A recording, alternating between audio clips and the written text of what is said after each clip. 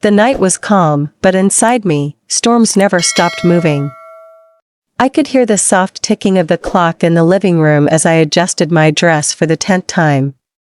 Tonight was my wedding anniversary, a night that was supposed to be filled with laughter, love, and all the memories my partner and I had built together. Yet, my heart wasn't steady. It was racing, because my mother was coming too. For years, she had struggled with who I was. She had struggled with the word lesbian. She had struggled with the way I loved another woman. She had struggled with me. Tonight was the first time she was stepping into my world willingly, not with anger, not with hesitation, but with a quiet promise she had made over the phone: I want to come. I want to see you both. That single sentence had shaken me more than any rejection I had ever faced from her. I stood by the mirror, staring at my own reflection, remembering all the arguments we had had when I was younger. I remembered the tears, the slammed doors, the quiet dinners where she looked at me but didn't really see me. I remembered her telling me once, "You'll grow out of it. It's a phase." That sentence had broken me more than she would ever know. For years I wanted her acceptance, for years I wanted her to look at me and not feel shame. And now, she was about to walk into the most important night of my marriage, and I didn't know how to prepare myself. My partner, Maria, touched my shoulder gently, breaking me from my thoughts. "Hey," she whispered, her eyes full of warmth, "you don't have to be scared. She's coming because she wants to. Let her surprise you." Maria always had that gift, to calm me when my mind built walls. I wanted to believe her, but doubt still tugged at the edges of my chest. The sound of the doorbell sent a shock through me. I froze in the hallway, my heart in my throat. Maria smiled softly, brushing past me to open the door. And there she was, my mom. She stood there holding a bouquet of white lilies, her hands shaking slightly as though she wasn't sure if they were the right flowers, or if flowers could ever make up for years of silence. I hadn't seen her smile in a long time, but she smiled now, a small, fragile smile, like she was testing how it felt again. "Happy anniversary," she said, her voice trembling as she handed me the flowers. For a moment, I just stared at her, unable to speak. Every memory of hurt and rejection crashed inside me, but so did every childhood moment where she hugged me when I was scared, where she brushed my hair, where she whispered goodnight prayers. It all collided, and before I could stop myself, I reached out and hugged her. It wasn't a perfect hug. It was awkward, shaky, unsure. But it was real. It was a beginning. The room felt heavy with unspoken words as we sat down together. Maria set the table, trying to keep the energy light. My mom's eyes wandered, noticing the framed pictures on the wall, me and Maria on vacations, us laughing, us holding hands. I saw her lips part slightly as though she wanted to say something, but she didn't. Instead, she picked up her glass of water and sipped, her fingers trembling. My chest tightened, because I knew she was fighting within herself. And then she spoke. "You look happy," she said quietly, her eyes landing on me, then slowly moving toward Maria. "The both of you. You look happy." It was such a simple sentence, but my body felt like it had been waiting for those words all my life. I blinked rapidly, fighting the tears, because I didn't want to cry too soon. I wanted her to see me strong, but in that moment, strength meant letting go, letting myself feel everything. Maria reached for my hand under the table and squeezed it, reminding me that I wasn't alone. For the first time, my mom didn't look away. She held my gaze, and I could see in her eyes that she was trying, really trying.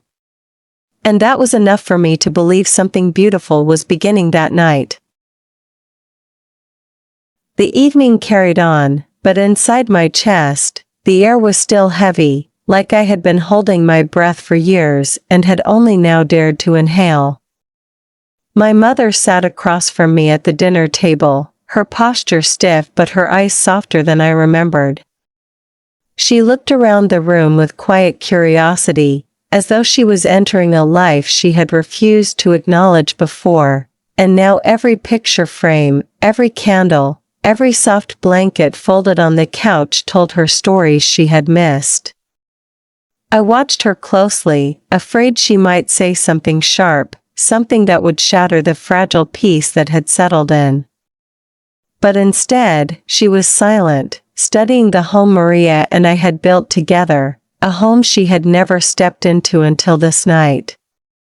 Maria moved gracefully in the kitchen, bringing plates of food she had prepared with care. She placed one in front of my mother with a warm smile, the same smile that had comforted me through countless storms. My mother looked up, hesitated for a second, then whispered, "Thank you." It was a simple exchange, but it felt monumental. For years, the idea of her acknowledging Maria as my partner had felt like an impossible dream. And now, here she was, eating the meal Maria had made, sharing space with us, and speaking words that carried no hostility. I felt the sting of tears again, but I forced myself to stay composed. I wanted to experience every second of this without letting emotions drown me too quickly. As we began eating, the clinking of forks against plates filled the silence. It was almost unbearable at first, like we were three people stranded on an island, each unsure of how to start building a bridge. I finally spoke, my voice low but steady. "I didn't think you'd come," I said, eyes fixed on my plate, afraid of what her response might be. She set her fork down and looked at me with a seriousness I had seen many times before, but now it didn't carry judgment, it carried weight, like she had been carrying something for too long. "I didn't think I would either," she admitted softly. "But I realized I've already missed too much. Too many moments I should have been part of. And I don't want to keep losing time with you." Her words fell into me like rain after a long drought. I gripped the edge of my chair tightly, because my body didn't know how to process the pain of the past colliding with the hope of the present. Maria reached out for my hand again, and I let her hold it openly this time, in front of my mom, without shame. My mom's eyes flickered to our hands, and for a moment I braced myself for disapproval. Instead, she took a deep breath and nodded slowly, almost as if she was giving herself permission to accept what she saw. The conversation flowed more easily after that, slowly breaking through years of silence. My mother asked Maria questions about her work, about the small garden we had outside, even about the dog that barked in the background. There were pauses, awkward stumbles, but there was also laughter, quiet, careful laughter that sounded rusty coming from her, like it hadn't been used in a long time. I found myself watching her closely, trying to measure if this change was temporary or if she was truly opening her heart. Deep down, I feared this was only for tonight, that tomorrow she might retreat again, close herself off, and leave me bleeding in the same way she had before. But in her eyes, I saw something genuine, something fragile yet steady. I saw a woman who was scared, just as scared as I was, but who had chosen to walk through that fear for me. That realization made my chest tighten in a new way. This wasn't just my story, it was hers too. After dinner, Maria excused herself to the kitchen, giving a space I didn't realize I needed. My mom leaned back in her chair, her eyes meeting mine with a mixture of exhaustion and love.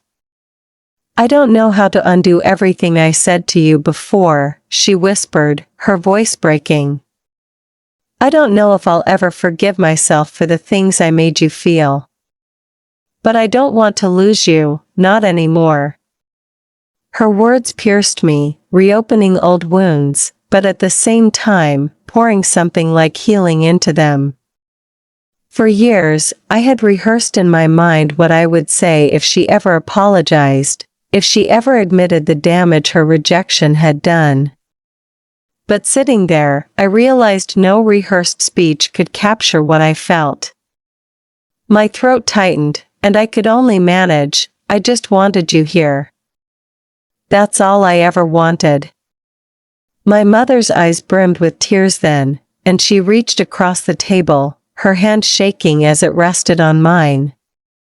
The contact was strange, like learning to touch for the first time, but I let her. I let her because it felt like forgiveness wasn't something spoken, it was something lived, one trembling hand over another, one night of choosing to try. And as we sat there, the years of distance didn't disappear, but they began to soften, turning into something we could carry together instead of alone. The night stretched deeper, and for the first time in what felt like forever, I wasn't counting the minutes, waiting for something to go wrong. Instead, I found myself caught in moments that felt both fragile and monumental, like every second carried the weight of years that had been lost. My mother and I sat on the couch after dinner, while Maria quietly washed dishes in the kitchen, the sound of running water and clinking glasses acting like a gentle background rhythm to our uneasy reunion. My mother's eyes scanned the living room again, lingering longer on certain things, the photographs on the shelves, the little notes Maria had stuck on the fridge, reminders and love scribbles that filled our home with warmth. I saw her notice them, saw her take in the life I had built that she had kept herself away from, and something in her face softened. She looked older to me now, not just in the lines on her skin or the gray streaks in her hair, but in the heaviness that rested behind her gaze. She wasn't the same woman who had slammed doors, who had cried that I was ruining my life. She was someone who had lived with regret, someone who finally chose to face it, even if it terrified her. I sat with my hands folded tightly in my lap, my body tense even though my heart begged me to relax. It was hard to let go of the past when every scar still pulsed beneath my skin. She glanced at me, then at the floor, then back at me again, as though words were pressing against her lips but couldn't yet find their way out. Finally, she sighed, a sound so heavy it seemed to carry years of silence within it. "You know," she began, her voice low and uneven, "I always thought I was protecting you. I thought if I denied what you were, if I pushed hard enough, I could save you from pain. From judgment. From the world tearing you apart. But all I did was become the one who hurt you the most." Her words hit me harder than I expected. I swallowed, trying to steady my voice, but it cracked anyway. "You broke me more than anyone else ever could," I admitted, the truth slipping out before I could polish it, before I could protect her feelings. Tears filled her eyes instantly, and she covered her mouth with her hand like she had just been struck. For a second, guilt consumed me, but I didn't take it back. She needed to hear it. I needed her to know. Silence hung between us, but it wasn't the same silence we used to share. It wasn't filled with anger or denial, it was filled with pain that was finally being acknowledged. My mother leaned forward, her hands clutching each other tightly, and whispered, "I know. And I hate myself for it." Her voice cracked, and for the first time in my life, I saw my mother cry in front of me, not out of frustration, not out of anger, but out of sorrow. My chest ached at the sight, because no matter how much hurt I carried, she was still my mother, and seeing her in pain was something I wasn't immune to. My own tears began to fall, silently at first, then faster, until I was shaking. She reached out slowly, hesitantly, as though afraid I'd pull away, and placed her hand on mine again. This time, I didn't hesitate. I let her hold me, both of us gripping each other like we were afraid the moment might disappear. Maria walked into the room quietly, drying her hands on a towel, and when she saw us, she didn't interrupt. She simply sat beside me, her hand resting on my back, a silent pillar of support. My mother looked at her then, really looked, her eyes scanning Maria's face with an intensity that made me nervous. But instead of disapproval, there was something else in her expression, curiosity, recognition, maybe even gratitude. You've been there for her, my mother said softly, almost like she was speaking more to herself than to Maria. All the years I wasn't. You kept her strong. Maria's eyes softened, and she nodded gently. I love her, she replied simply, her voice steady but full of emotion. That's all I've ever wanted to do. The words hung in the air like a vow, and my mother's face crumpled slightly, her lips trembling as she looked back at me. I see that now, she whispered, and I'm glad she has you. Hearing my mother say those words was like watching a wall I thought was indestructible finally begin to crack. For so long, I had lived with the ache of choosing between the woman I loved and the mother who raised me, always feeling like I was betraying one by holding on to the other.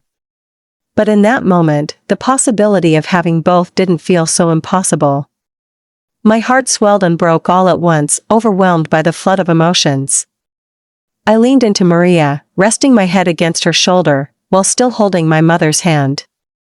For the first time in my life, I didn't feel torn in two. For the first time, I felt like maybe the pieces of my world could begin to come together, slowly, imperfectly, but with love leading the way. The three of us sat in that quiet, heavy room, bound by years of pain but also by the fragile threads of hope we were beginning to weave together. The hours seemed to slow as the evening deepened, and I realized I had never shared a space with my mother and Maria for this long without some form of tension erupting. It felt almost surreal, like I was living inside a moment I had once only dreamed about. The flickering glow of the candles on the table cast soft shadows on the walls, and in those shadows, I saw pieces of the woman I had always wanted my mother to be, gentle, attentive, curious, present. She wasn't rushing to leave, she wasn't scanning the room with disapproval, she wasn't trying to change the subject every time love between Maria and me became too visible. Instead, she was simply there, sitting with us, allowing the night to breathe in its own rhythm. It was unfamiliar, almost unsettling, to feel her energy shift like this. And yet, it gave me something I hadn't dared to hold on to before. Hope. As the dishes were cleared and Maria brought tea to the table, my mother's eyes followed her, and she asked softly, "Do you both do this often?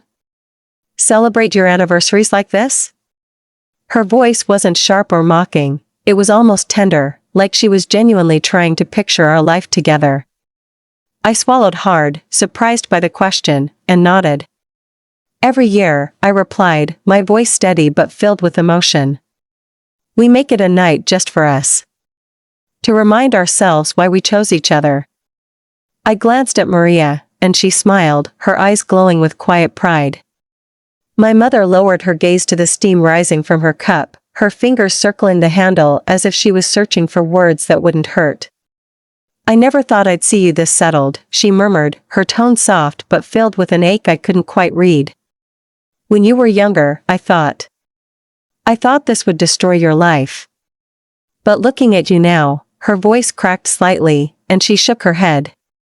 You're happier than I've ever seen you. Those words carried more power than she probably knew. For so many years, I had lived with her disapproval hanging over me like a shadow, convincing me that my happiness could never be real in her eyes. Hearing her finally admit it lit something inside me I had long believed was dead. Maria reached across the table, her hand brushing mine, and I didn't hesitate to intertwine our fingers. I let my mother see us as we were, not hiding, not shrinking. She watched our hands for a long moment, then lifted her eyes to mine. I used to pray every night that you'd change, she admitted, her honesty cutting through the air. I begged God to take this away from you. I thought it was a mistake, a curse. I thought I was losing the daughter I knew. My chest tightened, my throat closing up with both pain and anger. Those words had been the wound that never healed, the belief that I needed fixing, that I was wrong by existing as myself. But then she took a deep breath, her voice trembling as she continued, now I see, I wasn't losing you. I was pushing you away. And I don't know if you can ever forgive me for that. The tears I had been holding back spilled freely down my cheeks. I didn't speak right away, because I didn't trust my voice to carry the weight of what I felt. Instead, I let the silence linger, thick with the history between us, until I finally managed to whisper, I just wanted you to love me the way I am.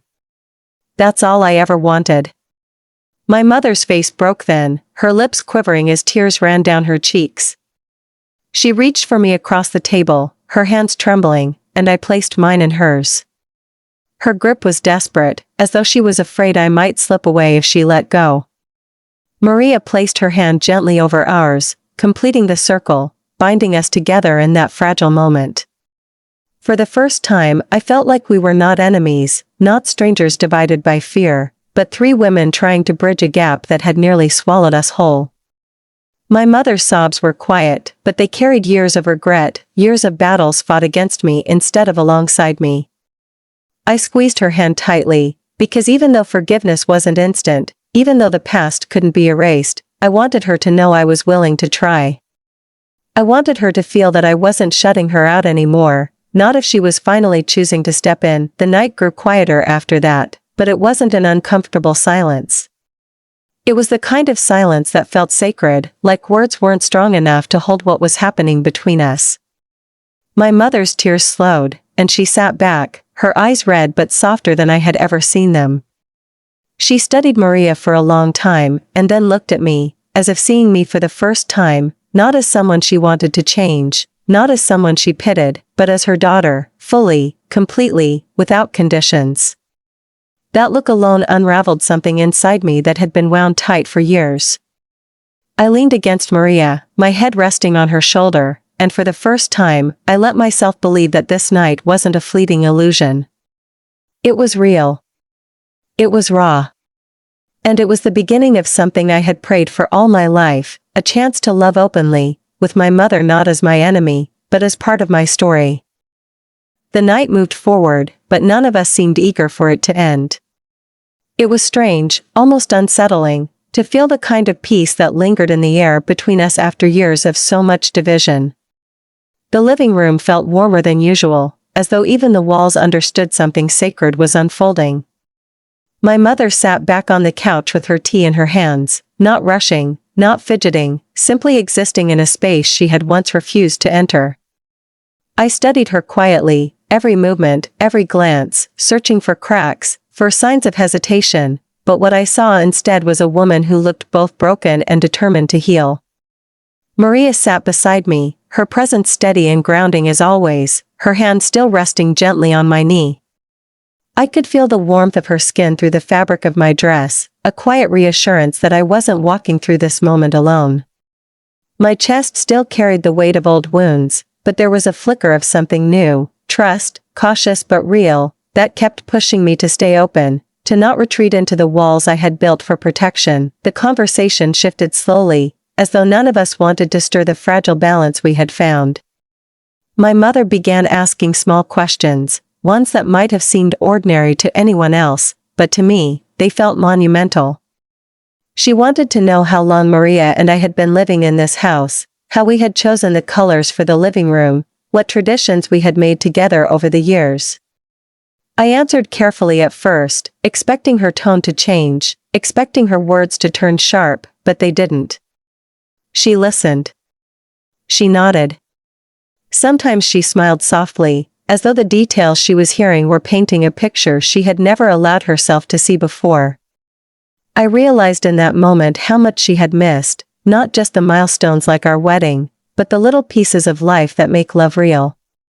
The quiet breakfasts, the silly arguments, the way Maria and I carved out a world that felt safe when the rest of the world didn't.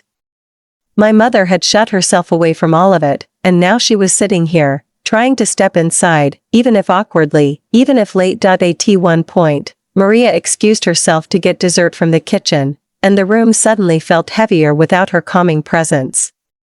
My mother turned to me then, her eyes locked on mine in a way that made me feel both exposed and understood. "I used to think you would hate me forever," she admitted, her voice trembling. "And I don't blame you if you did. I wouldn't forgive myself if I were you. But I'm here because I don't want to die knowing I let my pride matter more than your happiness. I don't want my stubbornness to be the reason I lose you." Her words made my throat tighten painfully. I had imagined so many scenarios in which she might admit she was wrong, but I had never truly believed she would. Hearing her say it out loud was like ripping open an old wound and finally letting it breathe. Tears welled in my eyes, but I didn't hide them. "I wanted you to see me," I whispered, my voice shaking. "All my life, I wanted you to just see me for who I am, not who you thought I should be." My mother's lips trembled as she leaned forward, her hand inching toward mine. "I see you now," she whispered, and those 3 words broke me in a way nothing else could.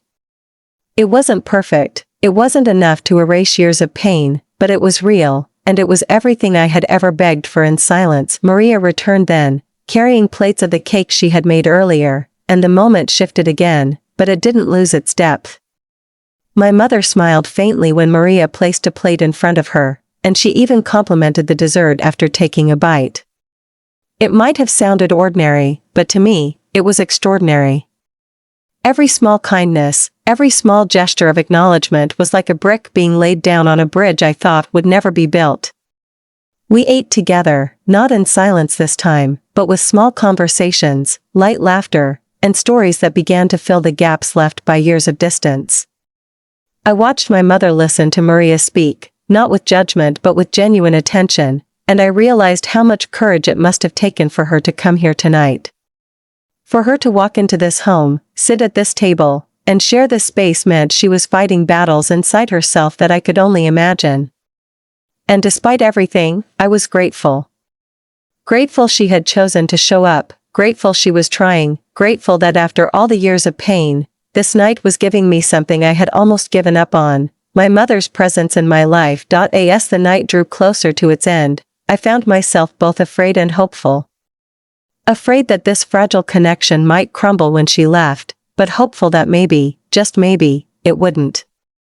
My mother's eyes lingered on me, soft and wet with emotion, and she reached for my hand once more before she stood. "Thank you for letting me come," she said quietly, almost like she thought she didn't deserve the invitation. I squeezed her hand and shook my head. "Thank you for choosing to," I replied, my voice breaking.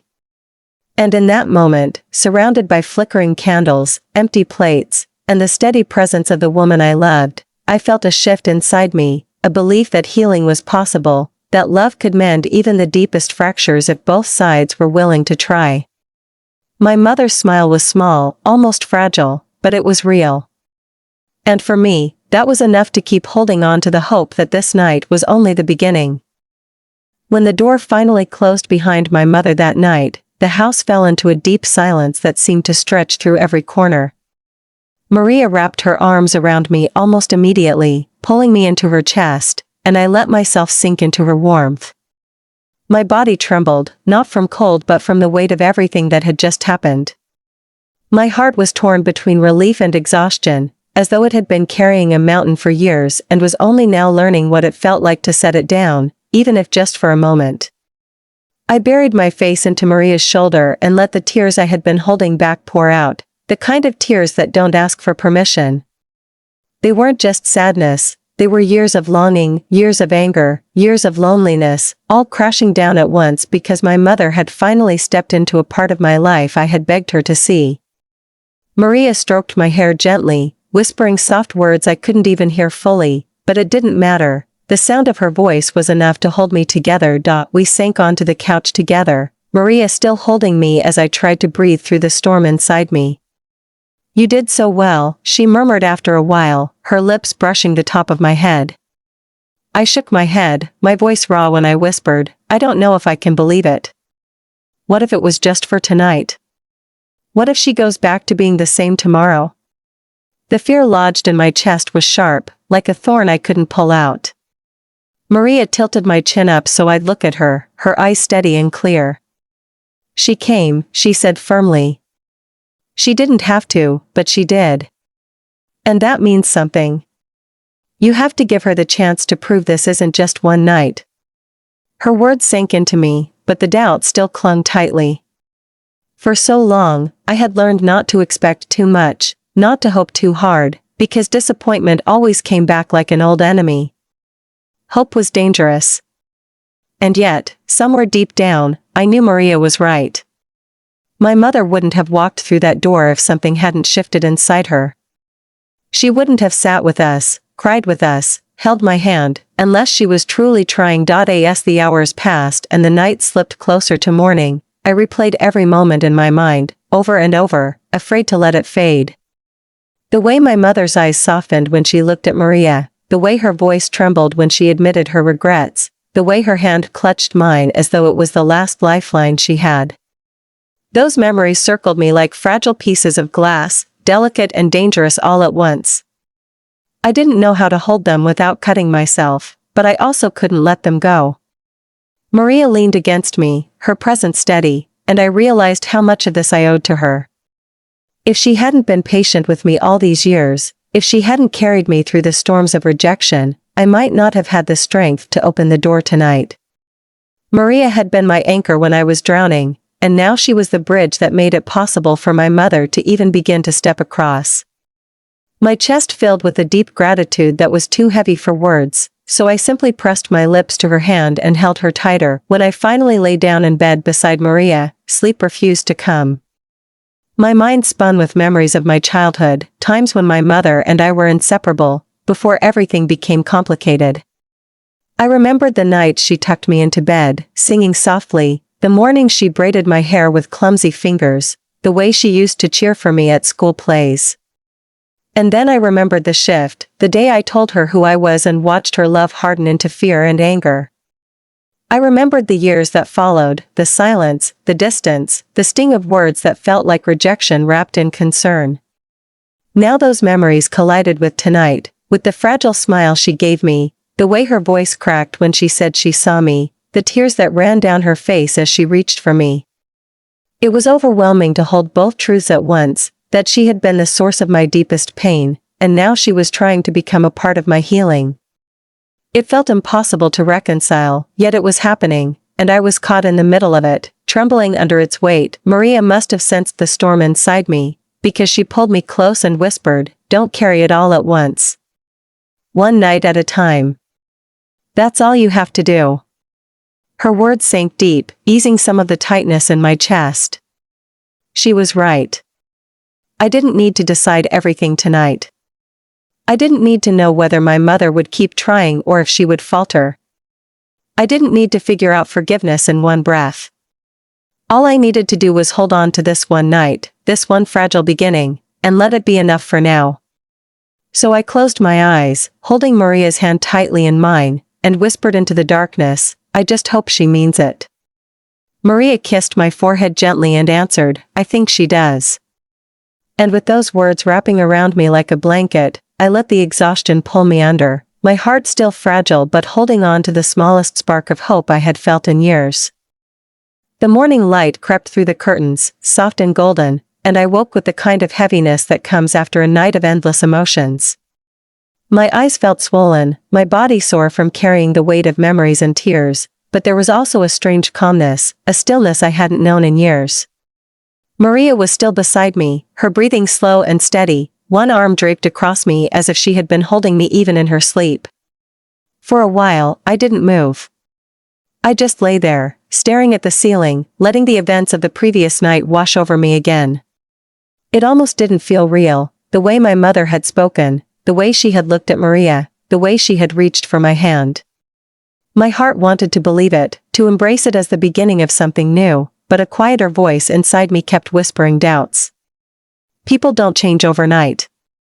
Wounds don't close that quickly. I wondered if she would wake up this morning regretting everything she had said, if she would let fear harden her heart again. The thought gnawed at me, even as I longed to hold on to the hope that had bloomed in me last night. Maria stirred, opening her eyes slowly, her hair messy and her voice groggy as she whispered, "Good morning." She kissed my cheek softly before studying my face. "You didn't sleep well, did you?" I shook my head, unable to lie. "I kept thinking," I admitted. "What if last night was just a moment? What if she changes her mind?" Maria sat up slightly, brushing strands of hair from my face. "Even if she does, you saw her try. That means she can try again. Last night wasn't nothing, it was real. And you don't have to trust it all at once. You just have to let it exist." Her words eased something in me, though not completely. I still felt like I was standing on shaky ground, afraid to plant both feet. Yet, Maria's steady gaze gave me courage. She had always been the one to remind me that love could exist even in broken places. Later in the day, when the house grew quiet again, I found myself wandering into the living room. The lilies my mother had brought sat in a vase on the table, their white petals unfolding as if they too were daring to bloom in a place they hadn't belonged before. I stared at them for a long time, my fingers brushing the edge of one stem. That bouquet was the first gift my mother had given me in years that didn't feel burdened with hidden meaning or reluctant duty. It was simple, almost clumsy, but it was hers. And it was here. Something about that realization made my throat tighten all over again.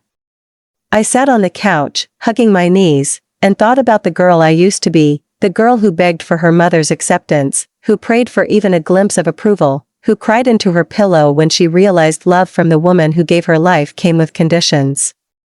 That girl had grown into a woman who had learned to live without it, to build a home and a love without her mother's presence. And yet, here I was, still yearning, still aching, still hoping that maybe, just maybe, things could change. It was both heartbreaking and beautiful to realize how deeply I still wanted her to be part of my life. Maria joined me on the couch a little later, carrying 2 cups of coffee. She handed one to me and smiled. "I know your mind is running wild," she said softly, "but you don't have to figure it all out today." She leaned into me, her warmth seeping into my skin. "You've survived years without her love. If she's ready to give it now, then let her prove it, little by little. Don't rush yourself. You don't have to forgive everything right away." I nodded, my eyes fixed on the steam curling up from my cup. "I want to believe her," I whispered. "I want to believe she finally sees me." Maria kissed my temple gently. "Then start by believing in yourself first. You've always been enough, whether she saw it or not." Her words struck something deep in me, and for a moment, I let myself cry again, not the desperate tears from last night, but softer ones, like rain falling after a storm has already passed. Maria held me quietly, letting me release what was left inside me. The rest of the day unfolded slowly, almost tenderly, as if the universe itself was telling me to breathe, to take things one step at a time. I replayed my mother's voice in my head, her tears, her trembling words, her fragile smile. I didn't know what tomorrow would bring, but for the first time in so long, I didn't feel completely alone in this fight. I had Maria beside me, steady as always, and now, perhaps, I had the beginning of something with my mother too. It was fragile, like glass that could shatter with the slightest wrong move, but it was there. And as the day faded into evening, I realized that no matter what came next, I would carry this moment with me forever. The night my mother stepped into my world and finally began to see me, not as a mistake, not as a disappointment, but as her daughter. The days that followed were filled with a quiet anticipation, as though the air itself carried the weight of something unfinished yet waiting to be written. I went about my routine with Maria, cooking meals together, sharing coffee in the mornings, tending to the small garden outside, but underneath it all my heart beat with a rhythm of expectation. Every time the phone buzzed, every time the doorbell rang, a part of me froze, wondering if it would be her, if my mother would reach out again, or if that night had been a rare spark soon to fade back into darkness. The uncertainty gnawed at me, but it also reminded me of something precious. I had been given a glimpse of what it could feel like to have her back in my life, and that was more powerful than the fear of losing it again. Maria noticed my restlessness, though she didn't press.